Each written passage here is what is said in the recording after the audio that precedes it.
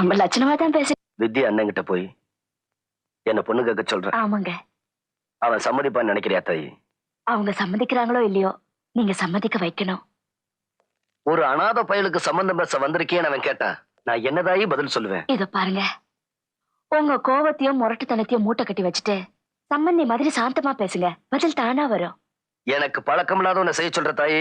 இந்த பாருங்க, நம்ம கல்யாணத்தை முறையில்லாம நடந்த ஒரு வாரிசுக்கு கூட வழி இல்லாம போச்சு.